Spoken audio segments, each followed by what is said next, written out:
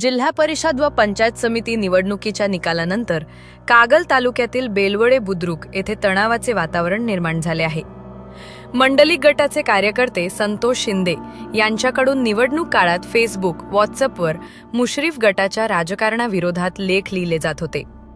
मात्र तोच उमेदवार निवडून आल्यानंतर संतोष शिंदेंच्या बंद घराचा दरवाजा तोडून अज्ञातांनी आत प्रवेश करत घरात व दारासमोर गुलालाची उधळण केल्याची घटना घडली। या प्रकरणामुळे गावात खळबळ उडाली असून संबंधित व्हिडिओही सोशल मीडियावर व्हायरल झाला आहे।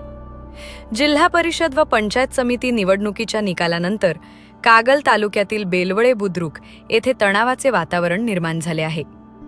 मंडलिक गटाचे कार्यकर्ते संतोष शिंदे यांच्याकडून निवडणूक काळात फेसबुक, व्हॉट्सअपवर मुश्रीफ गटाच्या राजकारणाविरोधात लेख लिहिले जात होते।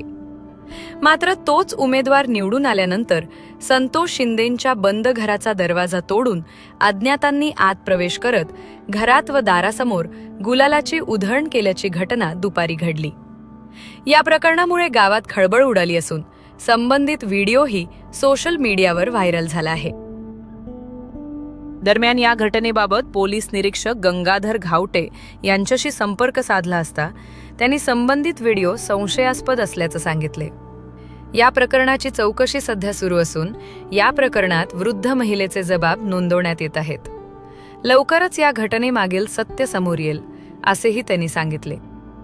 रोज करावा तर सीमित करावा म्हणून प्रत्येकाला माहिती आहे। तुमच्या घरात होता ना काल पण नाही 9 तारखेला झाला ठीक होतं आज बुधवार आहे ठरवून केलं होतं जाणीवपूर्वक केलं 9 तारखेला झाला असतं बाबा कागल म्हणून रॅली काढत आले ते समजलं असतं हे ठरवून केलं या घरावरच हे करायचं। परवा झालेल्या जिल्हा परिषद आणि पंचायत समितीच्या निवडणुकीमध्ये शिवसेना पक्षाचा एक जबाबदार पदाधिकारी म्हणून मी माझ्या पक्षाचा कागल तालुक्यामध्ये प्रचार आणि प्रसार करत होतो।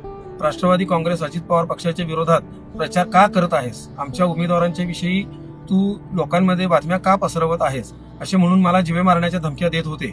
आणि निकाल लागल्यानंतर आज बोरवडे येथील काही कार्यकर्त्यांनी मी काही कारणास्तव घरामध्ये नसताना माझी वयस्कर आई घरी असताना माझ्या घरावरती भ्याड असा हल्ला केलेला आहे। अशाच नवनवीन अपडेट्ससाठी डिजिटल कोल्हापूर चॅनेलला सबस्क्राईब करायला विसरू नका।